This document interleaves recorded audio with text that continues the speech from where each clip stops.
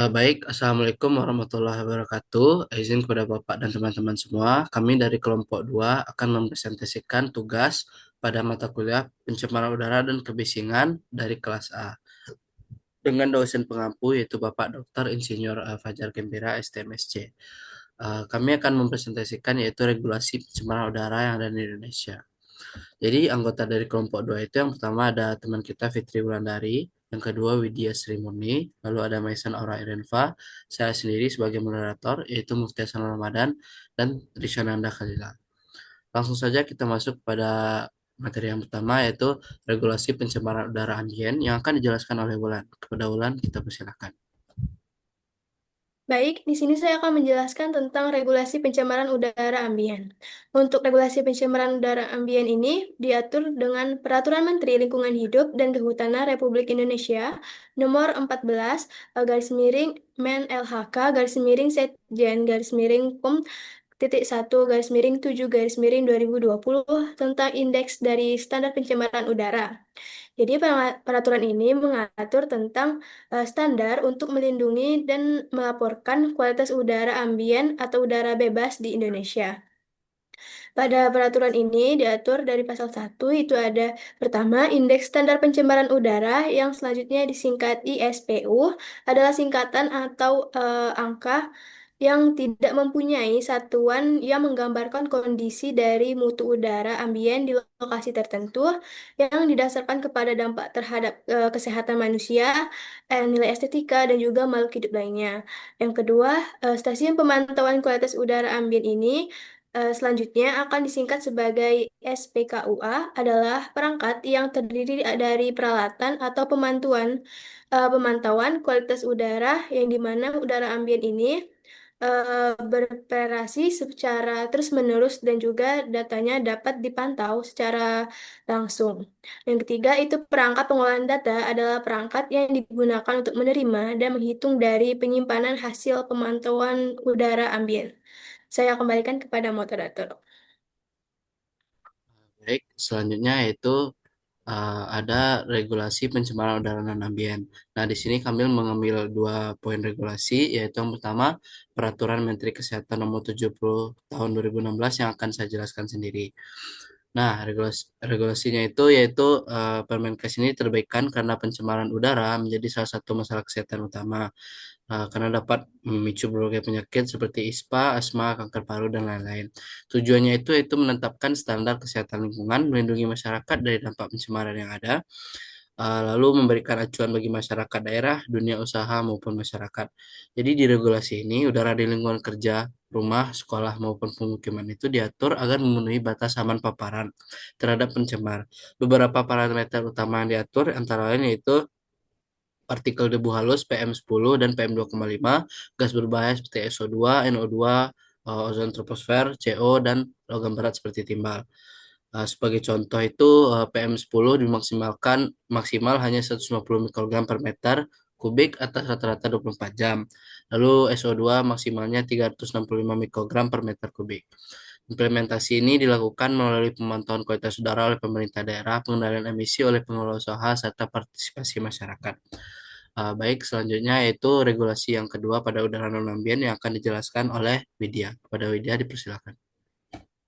Baiklah, peraturan selanjutnya yaitu terdapat pada Peraturan Menteri Ketenagakerjaan Nomor 5 Tahun 2018 tentang Keselamatan dan Kesehatan Kerja atau K3 Lingkungan Kerja. Pada peraturan ini menetapkan pedoman untuk menciptakan lingkungan kerja yang aman dan sehat dengan mengendalikan berbagai faktor bahaya, termasuk faktor kimia yang dapat menyebabkan pencemaran udara, yaitu dengan mengatur standar kualitas udara sebagai salah satu aspek dari faktor-faktor yang mempengaruhi ketiga di tempat kerja.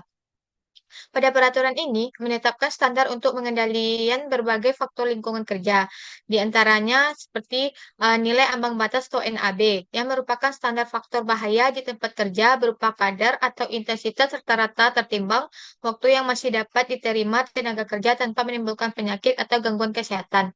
Yang kedua ada pajanan singkat diperkenankan atau PSD, yang merupakan kadar bahan kimia di udara tempat kerja yang boleh diterima tenaga kerja dalam periode singkat, yaitu tidak lebih dari 15 menit tanpa menimbulkan iritasi atau kerusakan jaringan tubuh.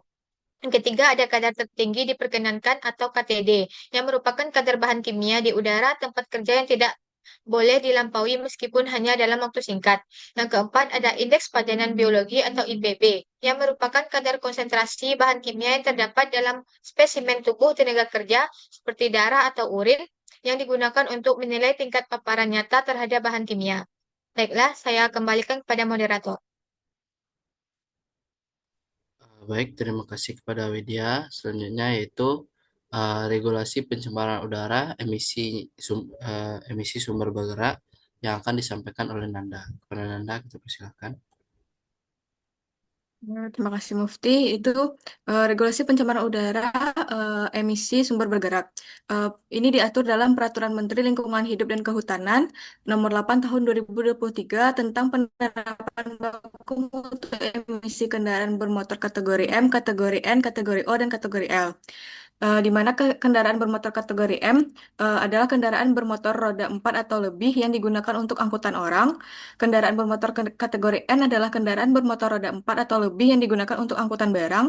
Kendaraan bermotor kategori O adalah kendaraan bermotor penarik untuk gandengan atau tempel. Dan kendaraan bermotor kategori L adalah kendaraan bermotor beroda kurang dari 4. Permen ini ditetapkan dengan tujuan mengendalikan pencemaran udara yang dihasilkan dari pengoperasian kendaraan bermotor melalui penerapan standar baku mutu emisi yang harus dipatuhi oleh setiap kendaraan bermotor yang telah melewati masa pakai lebih dari 3 tahun. Dalam peraturan ini diatur parameter-parameter baku mutu emisi yang harus dipenuhi berdasarkan kategori kendaraan dan tahun pembuatannya, serta metode uji emisi yang sesuai. Eh, Uji emisi dilakukan untuk mengukur kadar karbon monoksida, hidrokarbonik kategori N, kategori O, dan kategori L. Diwajibkan untuk menjalani uji emisi secara berkala yang dilaksanakan oleh unit pelaksana uji emisi.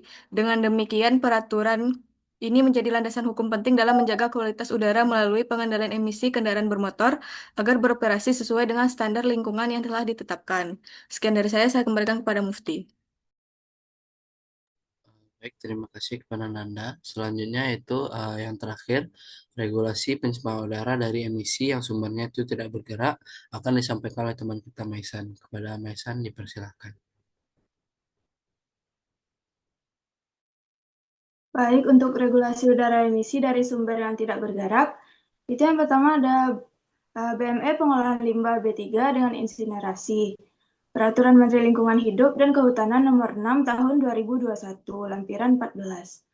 Jadi aturannya menyatakan bahwa setiap fasilitas insinerasi limbah B3 wajib memenuhi ambang batas emisi pada kondisi standar. Parameter yang diatur antara lain partikulat, gas asam seperti HCl dan HF, gas pencemar seperti SO2, NO2, CO, serta logam berat dan senyawa berbahaya seperti merkuri, kadmium, talium, hingga dioksin dan furan. Selanjutnya yaitu baku mutu emisi dari mesin dengan pembakaran dalam atau genset yang diatur dalam Peraturan Menteri Lingkungan Hidup dan Kehutanan Nomor 11 Tahun 2021. Peraturan ini diterbitkan dengan tujuan untuk mengendalikan pencemaran udara yang berasal dari mesin pembakaran dalam, termasuk di dalamnya generator set atau genset yang banyak digunakan di sektor industri, perkantoran, hingga rumah tangga. Mesin-mesin ini umumnya menggunakan bahan bakar minyak atau gas dan menghasilkan gas buang yang bisa mencemari udara. Dalam peraturan ini dijelaskan bahwa setiap mesin pembakaran dalam wajib memenuhi batas maksimum emisi pada kondisi standar, yaitu pada suhu 25 derajat Celcius, tekanan 1 atmosfer, dan kadar oksigen referensi sebesar 15%. Sekian dari saya kembalikan ke moderator. Baik, terima kasih kepada Maisan. Berikut beberapa sumber yang kami ambil yaitu dari seperti Puskesmas. Kami ngambilnya secara online. Sekian presentasi dari kami kelompok 2. Mohon maaf apabila ada kesalahan kata dan kesalahan penyampaian atau terbelit-belit. Bila taufiq wal hidayah. Assalamualaikum warahmatullahi wabarakatuh.